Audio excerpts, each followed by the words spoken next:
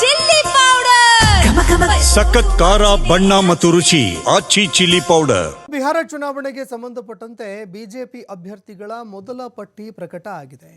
71 ಕ್ಷೇತ್ರಗಳಿಗೆ ಅಭ್ಯರ್ಥಿಗಳ ಹೆಸರನ್ನ ಬಿಜೆಪಿ ಪ್ರಕಟ ಮಾಡಿದೆ. ನವೆಂಬರ್ 6 ಮತ್ತು 11ರಂದು 2 ಹಂತದಲ್ಲಿ ಮತದಾನ ನಡೆಯಲಿದೆ. 2 ಹಂತದಲ್ಲಿ ನಡೆಯುವಂತಹ ಮತದಾನಕ್ಕೆ ಈಗ ಅಭ್ಯರ್ಥಿ ಘೋಷಣೆ ಮಾಡಿದೆ ಎನ್ಡಿಎ. 243 ವಿಧಾನಸಭಾ ಕ್ಷೇತ್ರಗಳಲ್ಲಿ ಎಲೆಕ್ಷನ್ ನಡೆಯುತ್ತೆ.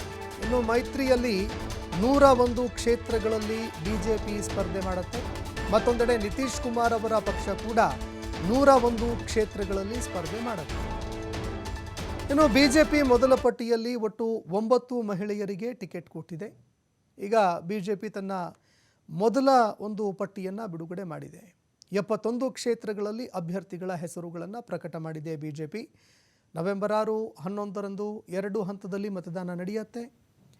12ನೇ ತಾರೀಕಿನಂದು ಈ ಒಂದು ಮತದಾನದ ರಿಸಲ್ಟ್ ಕೂಡ ಹೊರಗಡೆ ಬೀಳುತ್ತೆ.